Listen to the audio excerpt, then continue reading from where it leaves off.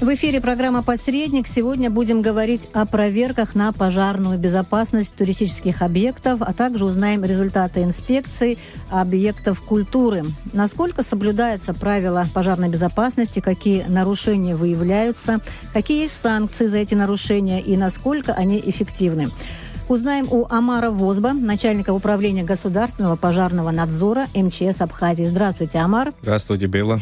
Итак, обеспечение пожарной безопасности на туристических объектах, да и вообще везде, да, объекты культуры, само собой, является критически важным для и защиты людей, и защиты национального достояния, каких-то культурных ценностей и так далее. Какая работа проводится пожарнадзором в этом отношении? Государственным пожарным надзором проводится детально профилактические и технические обследования объектов разного характера.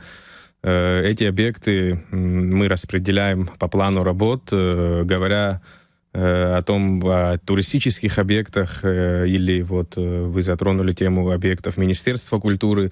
Все эти объекты прописаны в плане работ, и согласно графику проводятся проверки. В разгар туристического сезона начнем, наверное, с объектов Министерства туризма. Государственный пожарный надзор МЧС Республики Абхазия располагает примерно около 400 делами объектов Министерства. Это в основном объекты размещения. 400 объектов? Это гостиницы, гостевые дома, и уже туда мы включаем объекты массового посещения людей, туризма. 400, я понимаю, вас цифра немножко удивила, но так как на территории Республики Абхазия очень много гостевых домов, которые находятся на территории частных домовладений, и которые мы не имеем права посещать с проверками. И поэтому мы, ввиду того, что у нас присутствует дефицит инспекторов, мы собираем дела на местах объектов, более крупных объектов, чтобы мы могли детально обследовать их согласно графику один раз в год. Это плановые такие? Да, плановые проверки мы осуществляем каждый год. И мы стараемся охватить эти объекты перед курортным сезоном. Мы начинаем в мае проверки, потому что в основном объекты размещения открываются с майских праздников и далее. И допустим, все эти объекты, большинство этих объектов рассредоточены. Это такой пик, это Гагарский район, это Гудаутский район, и уже в последнее время в городе Сухум такое большое количество объектов появляется. И эти 3 района, где самая большая идет нагрузка на инспекцию в плане проверок. И у нас по плану работ туризм стоит в мае, но Гагарский район, ввиду того, что там очень большое количество объектов, они параллельно с другими объектами весь курортный сезон осуществляют проверки и тех объектов, которые не успели проверить, допустим, в мае месяце. А вообще интересно, достаточно ли один раз в год? И как долго длится этот период проверочный, скажем так? Касаемо периодичности, мы сначала при посещении объекта мы делаем детальную проверку. Мы детально проверяем объект, мы вручаем ответственным лицам предписания, в которых указаны те или иные нарушения, и указываем сроки, допустимые сроки устранения этих нарушений. По истечению этих сроков, которые указаны в предписании, проводится контрольная проверка. И при невыполнении тех требований исправления нарушений в установленные сроки инспекции государственного пожарного надзора, инспекторам накладывается уже, возбуждается административное дело, и, говоря простым языком, мы штрафуем объект. Касаемо штрафа, хотел бы отметить, в мае текущего года парламентом Республики Абхазия были внесены изменения в Кодекс о судопроизводстве, в статью 118, которая позволяет нам сейчас возбуждать, то есть отштрафовать объекты, возбуждать административное дело самим. До этого была немножко сложная процедура, мы много думали, там небольшие какие-то коллизии были в законе, мы составляли акты, составляли предписания, и возбуждать дела мог только прокурор. То есть это занимало очень много времени, это большая нагрузка была на инспекторов, Госпожнадзора большая нагрузка была. То есть вы сейчас просто пишете заявление? Мы сейчас приходим на объект, составляем там акт проверки, потом на месте уже мы на рабочем составляем предписание ввиду тех выявленных нарушений, и уже составляется, уведомляем человека о том, что будет наложен штраф ввиду, по такой-то, такой-то статье, постоянно все делаем сами. А до этого мы делали через прокурора, это было немножко трудно. Скажите, пожалуйста, трудно ли соответствовать всем тем требованиям, которые Пожнадзор предъявляет владельцам этих объектов? На сегодняшний день существует огромное количество нарушений правил пожарной безопасности. Огромное количество, но есть нарушения капитального характера, есть нарушения режимного характера, которые, в принципе, могут устраняться в течение того времени, которого мы предписываем в тех документах, которые вручаем. В основном, одной из самых финансово затратных — это система оповещения людей о пожаре и пожарная сигнализация. Потом второй момент — это средства первичного пожаротушения, это огнетушители и так далее, это там более бюджетный вариант, это один из таких необходимых, больше на что мы внимание обращаем. И вот те трудности с устранением этих нарушений в основном связаны, конечно же, с финансовой составляющей, потому что современные системы оповещения о пожаре, пожаротушения, датчики, ну а в зависимости от категории объекта где-то необходимо там пожаротушение, внутренний пожарный водопровод, все это упирается в финансовые средства. Но, с другой стороны, если ты делаешь гостиницу, и люди, допустим, будут рисковать, если не будет того же датчика, допустим, дыма. Да, потому что не всегда же... Касаемо, я сейчас скажу, касаемо строительства гостиниц, новых объектов, которые последние несколько лет вводятся в эксплуатацию, естественно, уже у нас в стране более ужесточены меры, уже при стадии проектирования, при стадии строительства все эти моменты закладывается, все это обсуждается. И могу сказать то, что новые объекты, которые вводятся в эксплуатацию, в большинстве своих случаев, сейчас какие-то цифры не буду приводить, в большинстве своих случаев состояние пожарной безопасности удовлетворительное.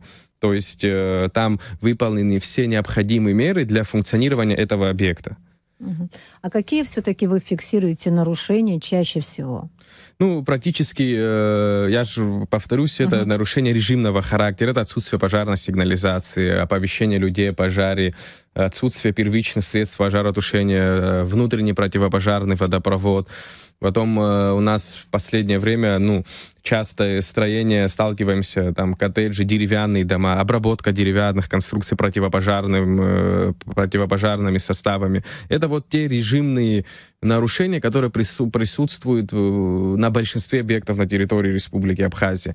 И поэтому сейчас в корне изменить ситуацию с теми объектами, которые стоят на протяжении с послевоенного времени, так скажем, с такой новейшей историей Абхазии, в корне изменить ситуацию разом не получится, но мы постепенно все это внедряем, мы пропагандируем, то есть сейчас люди реагируют на устранение, реагируют на пожарного инспектора, когда приходит он с проверкой, более с пониманием, потому что население опасается того, что с объектом может что-то произойти, не дай бог что-то угрожать жизнью, здоровью человека, либо материальный ущерб. То есть это со временем, но касаемо новых объектов, которые сейчас строятся и вводятся в эксплуатацию, там требования очень жесткие при приемке в эксплуатацию, все это будет учитываться по тем нормам, по тем СНИПам, которыми мы сегодня имеем право руководствоваться. Я вам задавала вопрос в отдельном разговоре, до этого интервью, как раз спрашивала, такие же ли жесткие у нас требования Пожнадзор предъявляет к своим, скажем так, клиентам или как выразиться, к владельцам отелей и к объектам до любых объектов. До любых объектов. Или же также, свои правила, или настолько же жестко, как в России, например. Мы просто ознакомились здесь с какими-то документами, там реально не забалуешь. Касаемо ситуации в нашей республике, у нас мы применяем применяем штрафные санкции в виде финансового наказания. Это от 4800 рублей индивидуальные предприниматели или физлица. И штрафы это уже, скажем, последствия. А вот когда планируется строение, да, здания, вас привлекают туда в качестве того, что вы проверили, закладывается туда вот необходимое оборудование, не закладывается? На стадии рассмотрения проекта человек, когда проектирует тот или иной объект, неважно какого характера, там гостиничного, торгового или спортивного, он проходит он собирает необходимые разрешительные документы и в зависимости от района обращается в администрацию. Там ему дают обходной лист, с которым проектом и обходной лист, которым он должен пройти необходимые инстанции. Это государственный пожарный надзор МЧС, это санэпидемстанция, это технадзор, в зависимости от объекта. И уже, отвечая на ваш вопрос, вот эти новые объекты, при стадии согласования с проектно-сметной документацией уже предусматривают то, что он должен иметь проект на пожарную сигнализацию. То есть при стадии строительства при согласовании все это он должен пройти, и уже по завершению строительства, когда уже по конечной стадии акт ввода в эксплуатацию, то уже, естественно, на место выезжает инспектор, проверяет наличие и выдаются соответствующие документы. А какие у нас все-таки в основном тонкие места? Что служит причиной пожаров? Я, слава богу, не помню, чтобы у нас на каких-то туристических объектах это происходило, но тем не менее, где тонкое место, где особенно тревожатся, скажем так, МЧСники? Вы правильно подметили, касаемо не только туристических объектов. По статистике мы в наших отчетах предоставляем информацию, что в основном пожары и загорания происходят в частных домовладениях. Да, сколько случаев было? Да, особенно в зимний период, когда на нашу энергетику большая нагрузка идет в связи с тем, что обогреватели включают, ветхая проводка, скачки напряжения из-за того, что там нагрузка повышается, и вот впоследствии этого всего происходит короткое замыкание и происходит пожар. Вот первая причина — это проводка. Это в основном короткое замыкание. Второе — это человеческий фактор. Это первые два таких, короткое замыкание, человеческий фактор, это то, что приводит к пожару. Кстати, лето тоже очень опасно с точки зрения пожаров. Сезон, скажем так, во-первых, очень жарко, сухо. Во-вторых, кстати, у нас в некоторых районах Абхазии есть здания, которые очень близко друг к другу расположены. Те же туристические объекты, там, где Гагра, там, просто они как... Есть такое, вы правильно подметили по поводу противопожарных разрывов и так далее. Да. Опять же, вернусь в послевоенное время, когда экономика Абхазии находилась в упадке, когда люди строили туристические курорты. Сейчас же можно это как-то поменять или нет? Уже те здания, которые располагаются, уже, по моему мнению, что-то изменить будет сложно, но ввиду новых технологий, опять же говорю, если каждый на объекте своем будет соблюдать те пожарные требования, которые есть, можно риск минимизировать, распространение огня, возможно. Но сейчас, когда, опять же, вернемся к нашему минуту назад разговору о том, согласование проектно-сметной документации, конечно же, на пожарные разрывы обращается большое внимание.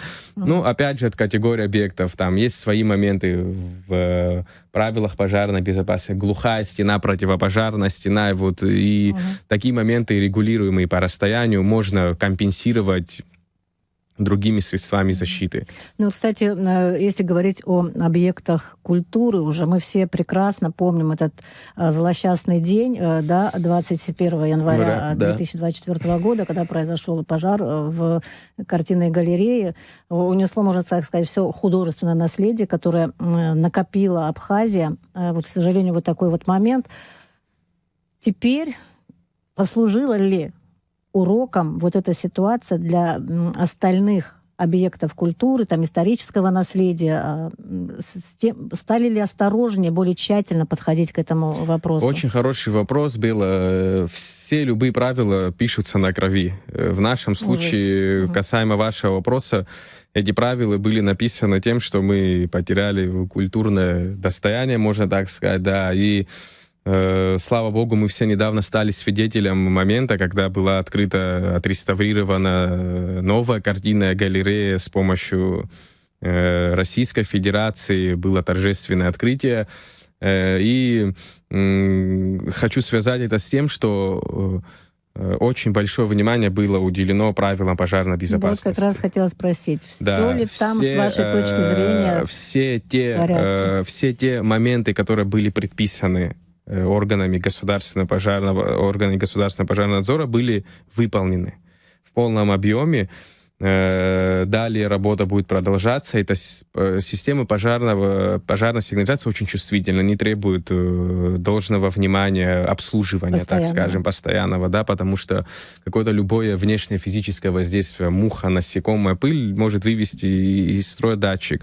Но нас уверили в том, что соответствующие фирмы будут обслуживать, и в случае, не дай бог чего, сигнал будет передаваться на пульт дежурного МЧС, и реагировать мы будем уже непосредственно незамедлительно. Угу. Хочу еще отметить объекты. Вот у нас были недавно, мы инициировали, управление Госпожнадзора вот в городе Сухум инициировали внеплановые проверки по театрам.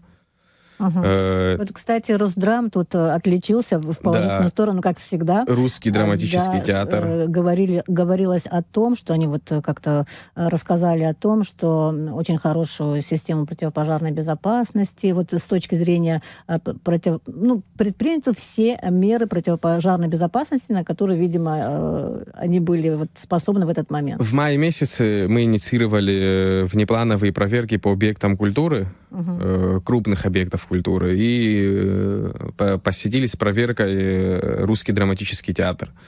Мы пообщались с руководством данного заведения, мы вручили ему предписание, как я до этого говорил, с установленными сроками.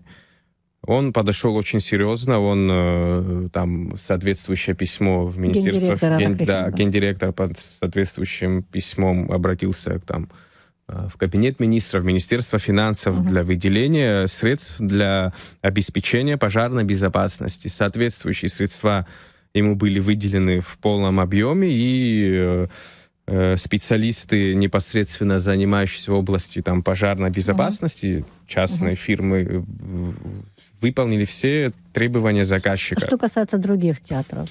Тот же наш государственный театр. Абхазский драматический театр, мы разговаривали с руководством театра, она с пониманием отнеслась ко всему. То, чему мы предписали, мы сделали... Уже что-то сделано? Она обратилась с письмом в кабинет министров, но мы свою работу выполнили, мы наложили штраф на этот объект, да, потому что... Были нарушения, да. Там, знаете, театр в основном за счет средств инвестпрограммы, много лет назад, и там установлена пожарная сигнализация, но ввиду того, что ее не обслуживали, она вышла из строя. Просто и привести надо. Да, и привести в порядок или, может быть, сделать новое, это уже скажут специалисты более узкого профиля, которые этим занимаются. Но директор пообещала нам, я знаю, что она заинтересована в этом, что в этом году уже начнут они устранять, потому что очень большой театр, очень много реквизита театрального, который выполнен из дерева, которое хранится в специальных подсобных помещениях, и поэтому там надо ко всему подходить комплексно, весь этот реквизит обработать противопожарным составом, чтобы в случае, не дай бог чего, распространение огня было минимальным. В общем, мы подчеркнули, что мы поможем везде, где это необходимо, подсказать и так далее, и вот ждем обратной реакции. Были и другие объекты, проверяли и государственную библиотеку нашу, там тоже... Да, кстати, какова ситуация? Потому что книги, да. Потом еще какое-то время там картины наши хранились после того злополучного пожара. Мы пообщались также с директором. Там тоже надо восстанавливать все, что они имеют, потому что при строительстве, реконструкции там были установлены системы пожарной сигнализации, внутренние противопожарные. Ввиду того, что нужны какие-то определенные средства на обслуживание, это все выходит из строя. Там люди нам объясняют о том, что они имеют тот или иной бюджет, перенаправляют более какие-то хознужды и так далее. И вот не всегда хватает, в общем-то. То есть, если наши объекты, допустим, вот этой пожарной сигнализацией элементарно обладают, то, в принципе, крупных пожаров, ну, вот как, допустим, ночью, как тогда произошло, да, никто не узнал, никто не увидел, и утром увидели пепелище. Самое основное возникновение пожара — это скорость, быстрота сигнала передачи в пожарную службу, и уже, соответственно, дорога до места возникновения пожара. Ночью основное население страны спит. И когда возникает то или иное, самое опасное — это поздно заметить и поздно сообщить. А вот когда есть системы пожарной сигнализации, уже система оповещения срабатывает так, что у нас уже есть, слава богу, такие пульты, которые располагаются в каждой пожарной спасательной части республики, куда приходит непосредственно этот сигнал. А вот такие элементарные штуки, как пожаротушители, огнетушители, да, может быть, песок какие-то. Я знаю, вот в России, когда мы вечно какие-то бочки с песком стоят, еще там это в зависимости от объекта, да. Это пожарный щит выставляется на улице, там уже ведро и так далее, там песок, это в зависимости от объектов. Но огнетушитель — это тот необходимый минимум, который должен быть. Нет, к сожалению, он есть не всегда. Да, то есть есть такие объекты, в которых нет даже этого элементарного огнетушителя, который должен быть, я считаю, даже в домах. Потому что легче потушить то, что вот только загорелось, чем ждать, пока приедет пожарная машина. Не зря этот огнетушитель это придумали его, и что он предотвратил очень много крупных пожаров. И поэтому та его цена, там, буквально там, на обычный объект, он стоит там, несколько тысяч, там, 1,5 или 2 тысячи рублей. Он и срок годности имеет несколько лет, там, чтобы под давлением находился. И то есть это может позволить себе каждый индивидуальный предприниматель, который то или иной мелкий или средний, или там крупный бизнес. Не затронули совсем состояние путей эвакуации, да, эвакуации людей, там, не знаю, вытаскивание ценных каких-то вот предметов, допустим, в случае пожаров. Вот такие вещи контролируете или как? Конечно, эвакуационные пути — это один из основных моментов при детально-техническом обследовании объекта. Особенно это касается массового посещения людей объектов. Такие, как, опять же говорю, театр. Потому что на момент представления там, спектакля и так далее могут... Учебные учреждения, места массового скопления людей. Конечно же, в зависимости от квадратуры, от количества людей, от этажности здания предусматривается какое-то определенное количество эвакуационных путей. Эвакуационные пути всегда в случае чрезвычайной ситуации должны быть свободны для прохода. Что вы фиксируете? Нигде, в основном я бы не отметил то, что там эвакуационные пути там слишком забиты и так далее, и так далее. То есть всегда дополнительный... Любой выход из здания для нас, для инспекторов, рассматривается как эвакуационный. Чем больше выходов, тем лучше. Но с этим... А работают вот с персоналом, конечно. Знаете, вот какой-то там проверки, инструктаж, учения, конечно. Даже какие-то вот... Это уже внутренними приказами на объектах это рассматривается. Мы предписываем, взяв пример, допустим, гостиницу или санаторий, администратор этого заведения должна проводить инструктаж уже там непосредственно с другими работниками, чтобы в случае... Опять же, возникновения при эвакуации она могла помочь постояльцам там, или посетителям, неважно, правильно эвакуироваться без паники, без каких-либо давок там, и так далее, чтобы вывести людей из здания, а потом уже, чтобы служба пожарная могла приступить к ликвидации очага пожара. Вот много у вас объектов. Хватает ли людей для такой работы? 400 объектов туристических, например. Пусть они даже мелкие, работа-то одна и та же. Вот касаемо количества инспекторов, я скажу так. 400 объектов — это только туризма. У нас несколько тысяч объектов на обслуживании стоит. Это по всем районам республики. Нам, естественно, людей в плане инспекции не хватает. Но мы стараемся охватить более чувствительные, значимые, уязвимые объекты. В общем, по приоритету расставляем и осуществляем проверки. Стараемся все охватить, но, естественно, несколько тысяч объектов за один календарный год мы не успеем охватить, но стараемся это делать. Надеюсь, даст Бог, ситуация изменится, и с кадрами у нас будет хорошо, и мы будем уже выстраивать работу Спасибо. более плотно. Спасибо вам большое. О том, насколько соблюдаются в республике правила пожарной безопасности, какие нарушения выявляются, какие есть санкции за эти нарушения, насколько эффективны эти санкции, мы говорили с Амаром Возба, начальником управления государственного пожарного надзора МЧС Абхазии.